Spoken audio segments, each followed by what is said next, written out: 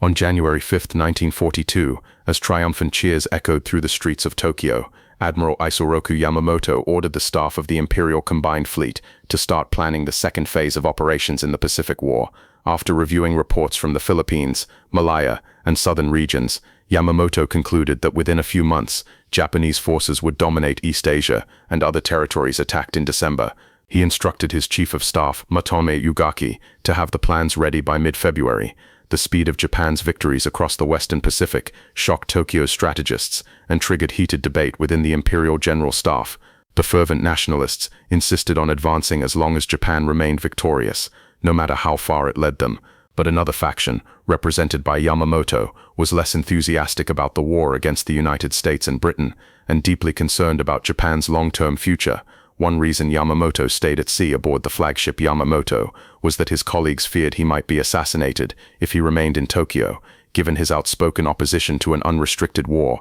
His views were well known. Ugaki even noted in his diary the need for strategic foresight and political wisdom after the first month of dazzling victories.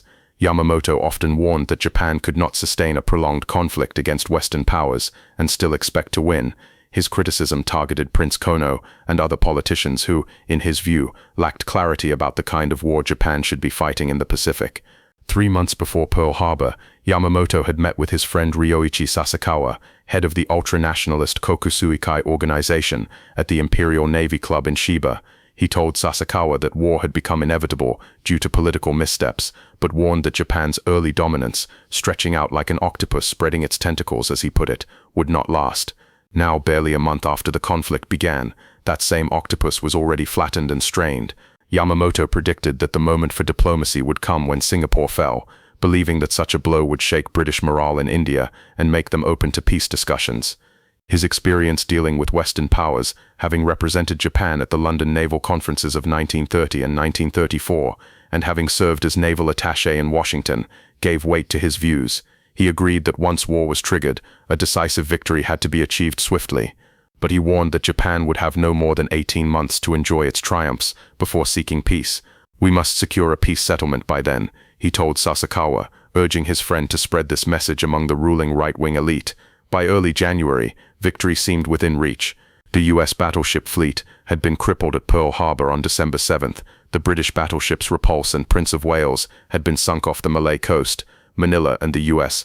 naval base at Kavane had fallen, Hong Kong had surrendered, and Japanese troops were advancing toward new landings in the Dutch East Indies, Rabaul, and the Solomon Islands. Yet the Pearl Harbor attack had failed to destroy the U.S. aircraft carriers, which remained a persistent danger. Yamamoto knew Japan needed another spectacular success to solidify its position. He initially did not expect Singapore to fall for at least 5 or 6 months, though it would in fact collapse by February 15th. Still, to achieve his ultimate goal of creating a platform for negotiation, Yamamoto sought a new direction. His proposal for an assault on the Soviet Union was rejected by the army, which was already heavily committed in China and Southeast Asia. Thus, 3 alternative strategies emerged.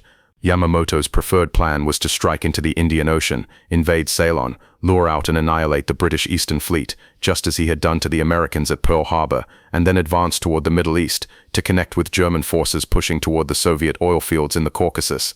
In this vision, the Japanese Navy would stand side by side with its European allies in reshaping the global balance of power. Confident that Japan already had access to all the oil it required, the army dismissed any plans for a Middle Eastern campaign, leaving only 2 alternatives.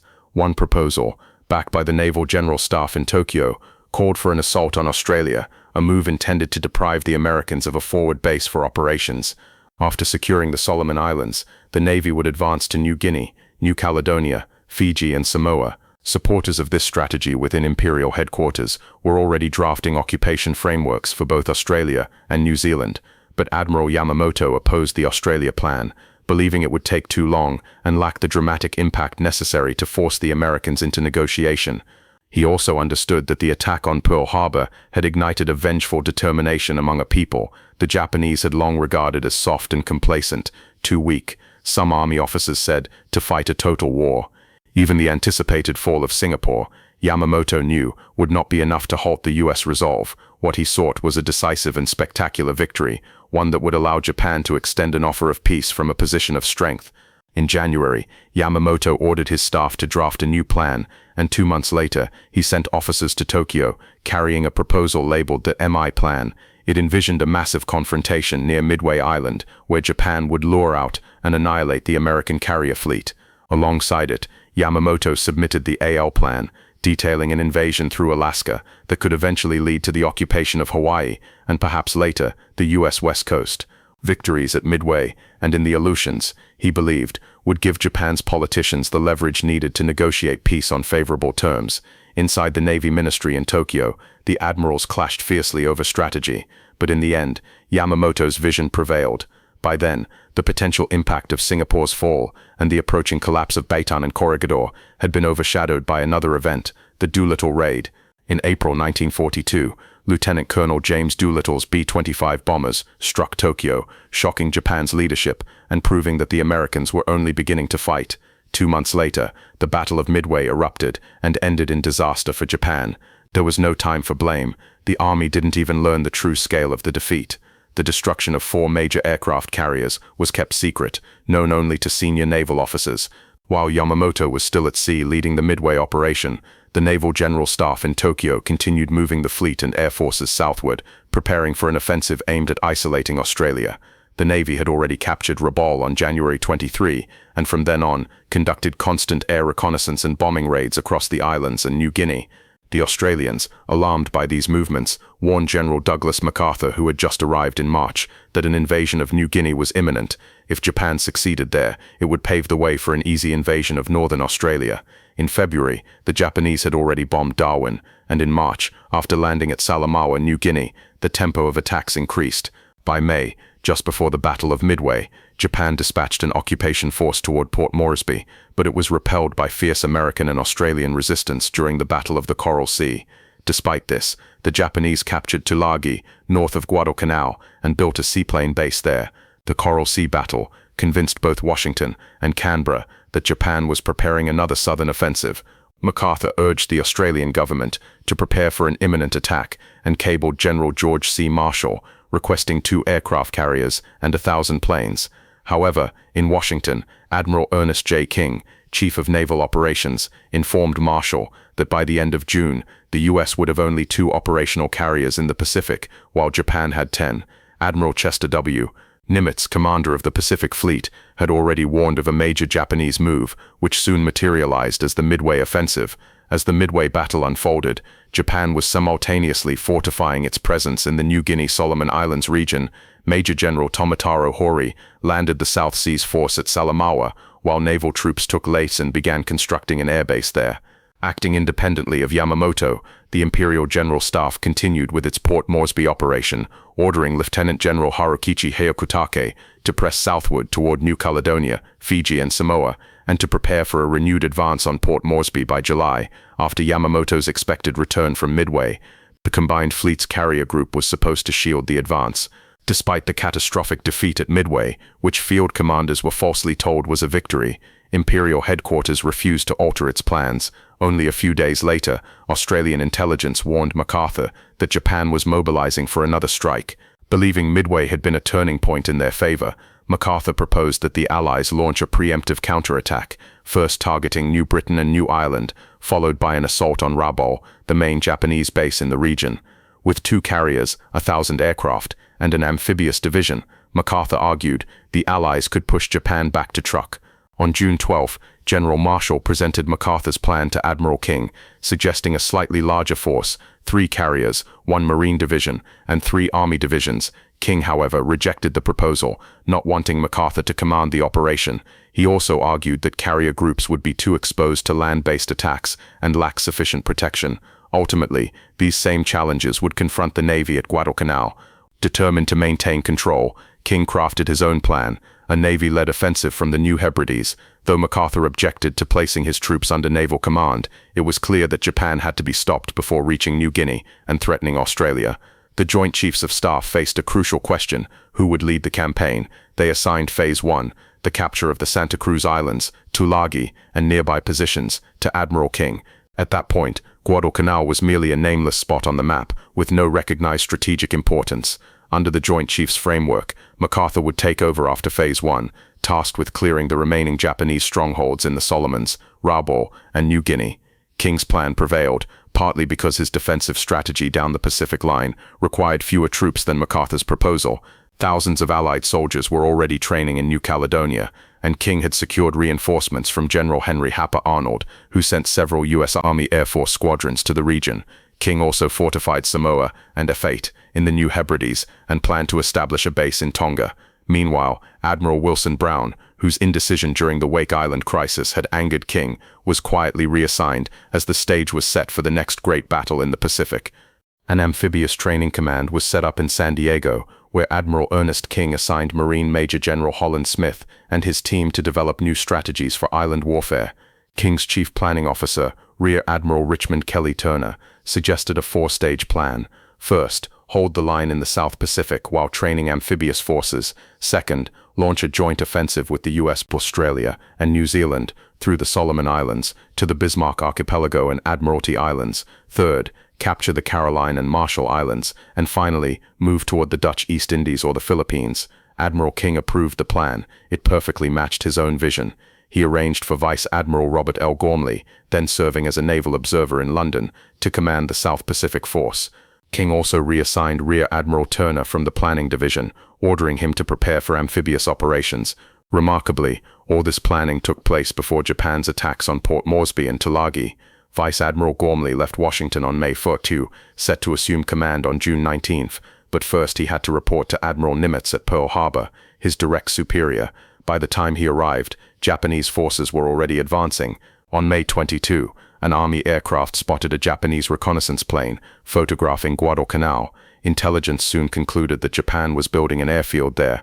By June 25, reports confirmed that land clearing and tent setups were underway, and by early July, Japanese construction units, the 11th and 13th Pioneer Forces equivalent to American Seabees, were en route. On July 4, U.S. codebreakers at Pearl Harbor intercepted a message confirming these units' arrival. Admiral Turner, who happened to be visiting Pearl Harbor that day, immediately realized where his operation would lead: the Solomon Islands. Within 2 weeks, Turner reached Wellington, New Zealand, boarding his flagship, USS Macaulay, formerly the Graceline passenger ship Santa Barbara, tasked with training an entire amphibious task force in just 1 month. Meanwhile, Admiral Gormley traveled to Melbourne to meet with General MacArthur.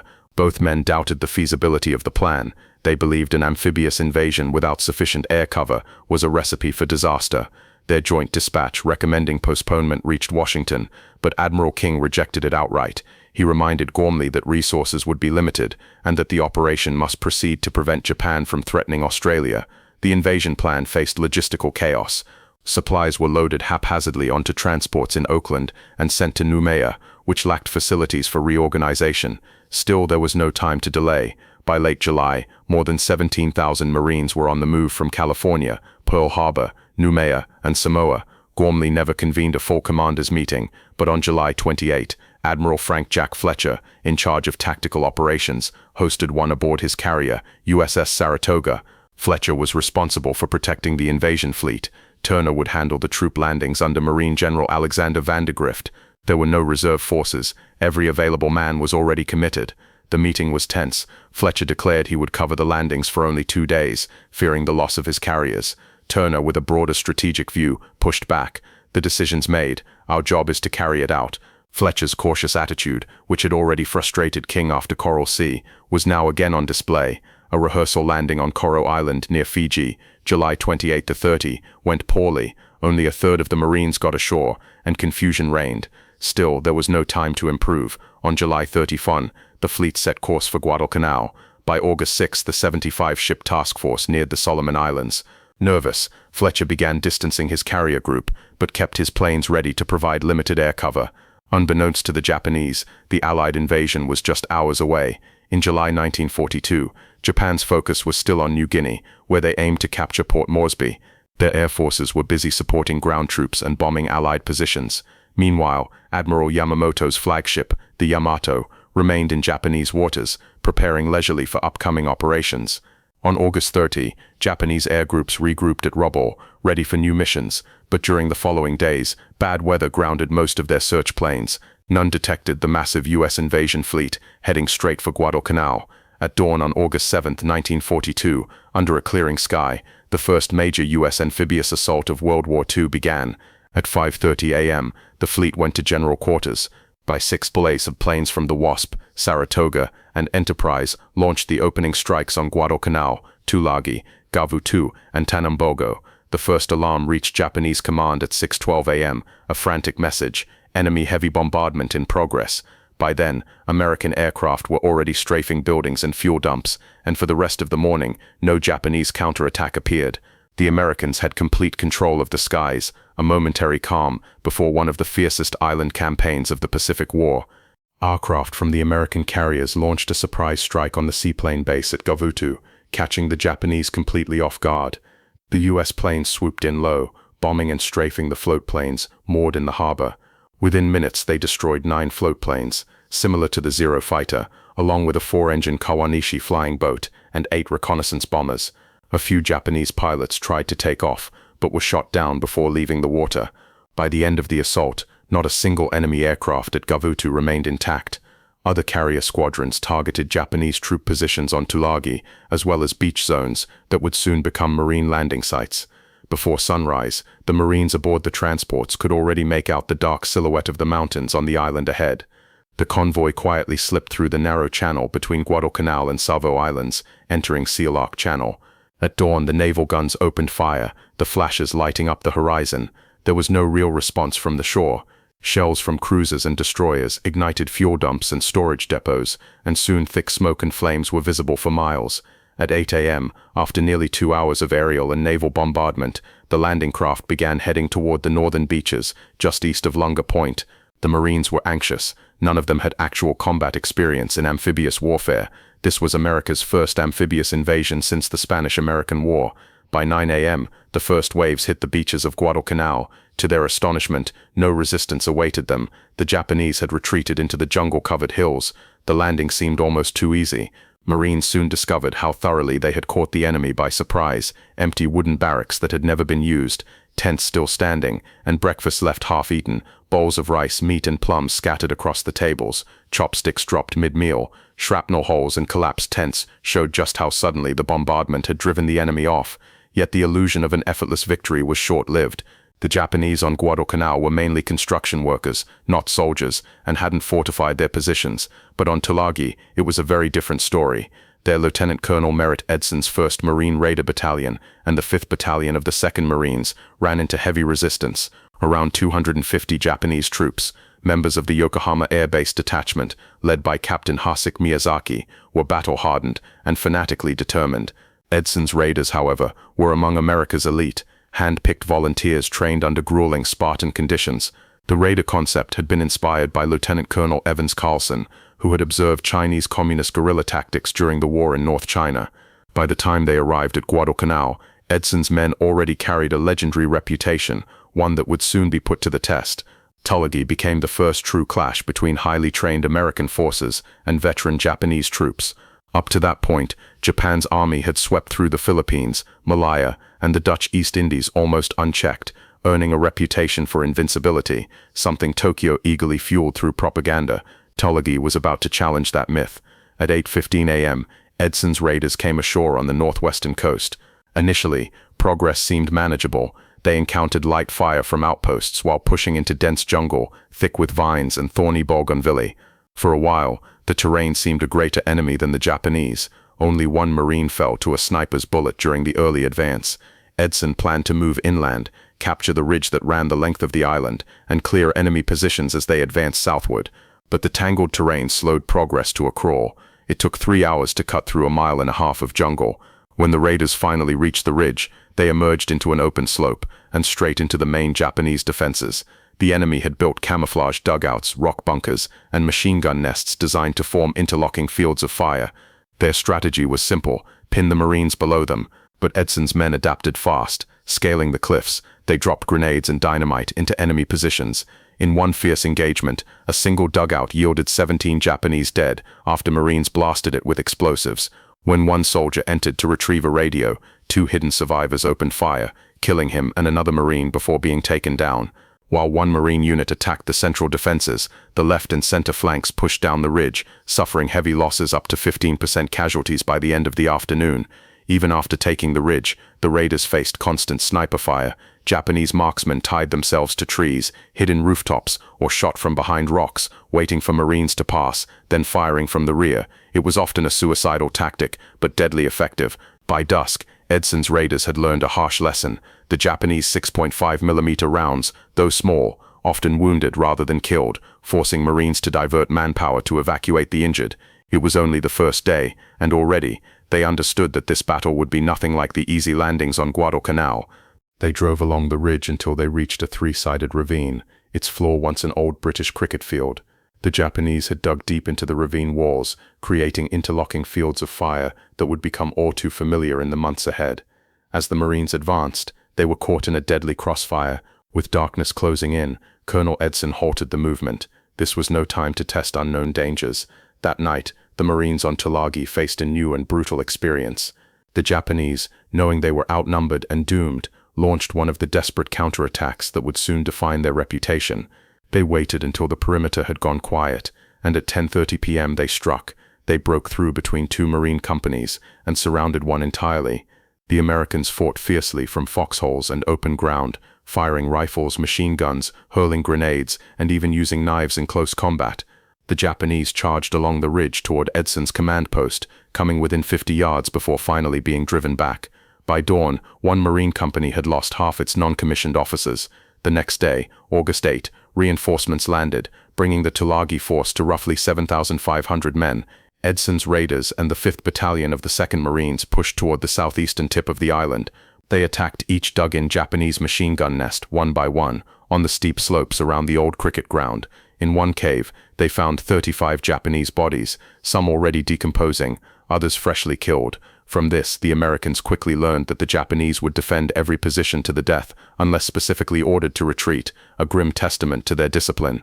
Those who surrendered on Guadalcanal were later found to be mostly labor troops, not frontline fighters. The Marines also began to witness acts that revealed a spirit of resistance, unlike anything they had seen. In one dugout, 3 Japanese officers, armed with only a single pistol, took their own lives rather than surrender, one shooting the others before turning the weapon on himself. This mindset was difficult for the Marines to comprehend. To them, it was almost unthinkable that men, cornered and hopeless, would choose certain death over capture. But after several encounters where Japanese troops faked surrender only to attack with hidden weapons or grenades, the Americans adapted, and from then on, they rarely took prisoners. Tulagi was declared secure by the second day, though Japanese snipers continued to harass the troops for several days more. The stubbornness of the defense could be seen in the story of Gunnery Sergeant Angus Goss. Advancing ahead of his men toward a cave near the cricket field, he threw grenades inside, only to have them thrown back out.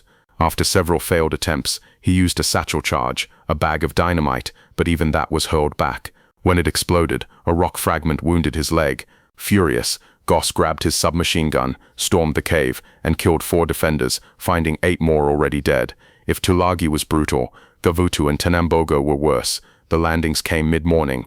Expecting little resistance, few troops were deployed.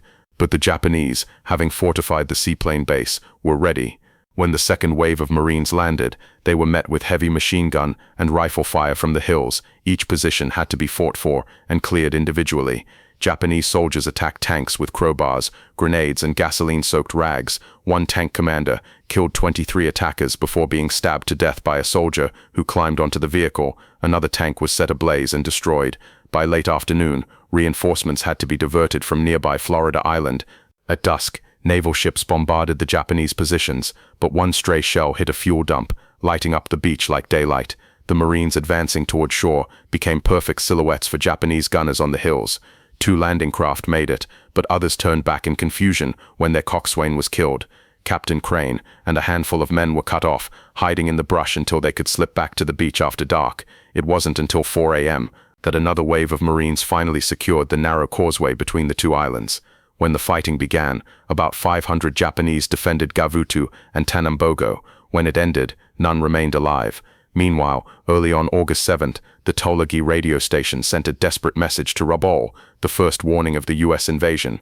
The news stunned the Japanese Air Command, just as their morning strike on New Guinea was about to begin. All missions were instantly cancelled, and every available aircraft was ordered to attack the American fleet. But before they could take off, word came that the Tulagi seaplane base, their entire flying boat squadron, had been wiped out. Moments later, contact with Tulagi went silent. At 8:30 a.m., 27 Betty twin-engine bombers and 18 Zero fighters took off from Rabaul.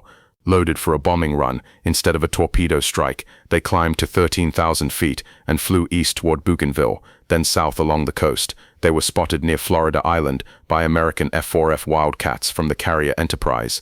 Lieutenant VPDs shot down one bomber and damaged 4 others, but soon the Zeros swarmed in.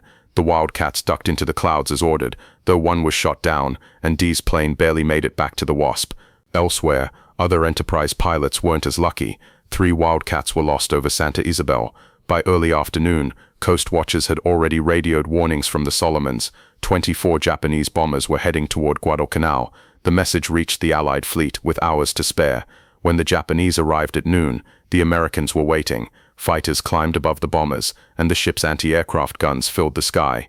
For the first time in the South Pacific, the Japanese met a coordinated counterattack. Of the 24 bombers, only 1 made it back. The destroyer Mugford was damaged, but the fleet stood firm. The era of unchecked Japanese dominance in the Pacific had just ended. Wildcats from the carriers went straight for the bombers, completely ignoring the Zeros. The Japanese fighters did their best to shield the bombers, but soon turned to engage the American pilots directly. Sakai was surprised by the Americans' tactics. Instead of trying to outmaneuver the Zeros, the Navy pilots dived in, fired, and then scattered if they missed on the first pass. They had been well briefed by intelligence officers, who understood that the Zero outperformed the Wildcat in both turning and climbing speed.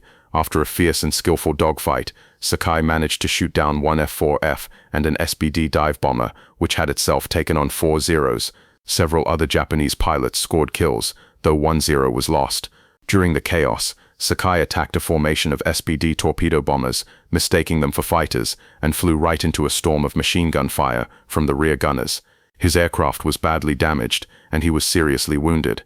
Even so, he miraculously flew his crippled Zero back to Rabaul and landed before losing consciousness. Despite their temporary edge in technology with the Zero, the Japanese soon faced a more experienced enemy. The Americans were already learning how to exploit the weaknesses of their opponents. Control of the skies over Guadalcanal was now a deadly contest. The US had the advantage of proximity, with their carriers operating nearby, while the Japanese could rely on sheer numbers out of Rabaul.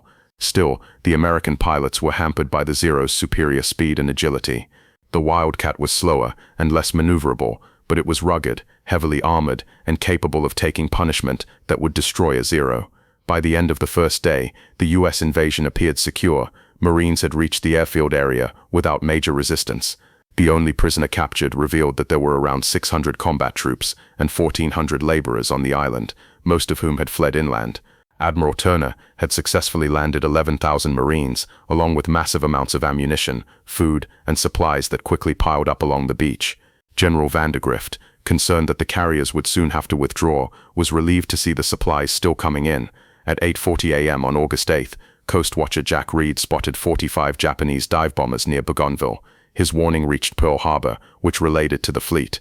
American carrier planes intercepted many of the attackers, destroying several bombers, but the U.S. fleet didn't come away unscathed. A burning bomber crashed into the transport George F. Elliott, setting it ablaze, and a torpedo bomber struck the destroyer Jarvis, putting it out of action.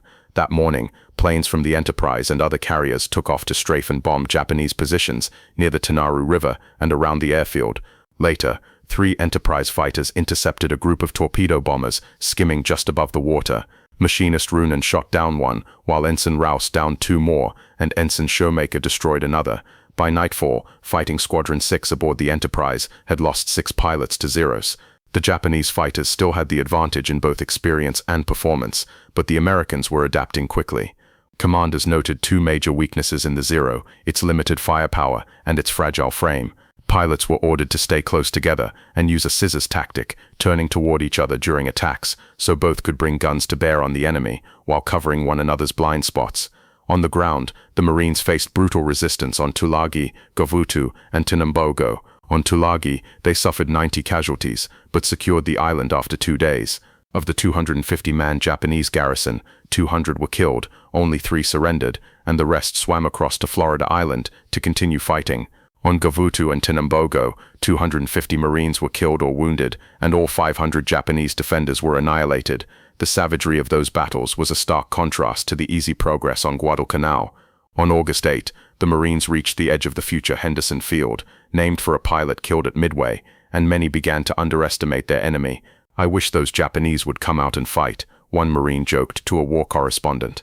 At sea, things also looked calm. The Japanese had lost several patrol vessels and transports in the initial bombardment. Only in the air did they pose any real threat, and even there most of their bombers had been shot down, though at the cost of 21 of Admiral Fletcher's 99 carrier aircraft. Convinced his decision to withdraw was justified, Fletcher pulled his carriers away that evening, without waiting for a reply to his request for approval. When Admiral Turner learned that Fletcher was retreating, he realized the invasion force would soon have no air cover. Japanese aircraft numbers were bound to increase rapidly as reinforcements arrived through the island chain. Meanwhile, Vice Admiral Gunuchi Mikawa, commanding Japan's 8th Fleet, wasted no time responding to news of the U.S. landings. He initially ordered 6 small transports loaded with troops to reinforce Guadalcanal, but after one transport, the Mayomaru, was sunk by the American submarine S-38. He cancelled the mission, recalling the rest. Mikawa's luck soon turned. On August 7th, as the Tulagi garrison sent its final message, 5 heavy cruisers had already left Kavieng, bound for Rabaul. Mikawa transferred his flag aboard the cruiser Chokai and led a strike force of 5 heavy cruisers, 2 light cruisers, Tenru and Yubari, and a destroyer south toward Guadalcanal. His plan was simple and daring: to reach the area after midnight on August 8 and launch a surprise night assault on the American fleet. Since the U.S. had no night carriers and little experience in nocturnal naval combat, a darkness attack would eliminate their air advantage and play to Japan's strength. What Mikawa didn't know was that poor coordination and flawed intelligence among the Americans would make his surprise almost certain. Despite several reports from submarines and long-range bombers spotting Japanese ships, U.S. commanders dismissed the sightings as routine naval traffic near Rabaul. Admiral Gormley, overseeing overall coordination, relied heavily on long-range patrols from MacArthur's B-17 bombers and Admiral McCain's PBY Catalina seaplanes. But their search patterns left a glaring blind spot: the narrow channel between Bougainville and Guadalcanal, known as the Slot. When Admiral Turner reviewed the search plan on August 7th, he noticed this critical gap and requested a special reconnaissance for the next morning. Somewhere between Turner's flagship, McCain's headquarters, and the seaplane tender Mackinac, the order was lost. And so on August 8, 1942, as Mikawa's cruisers sped silently through the Slot, the Americans never saw them coming.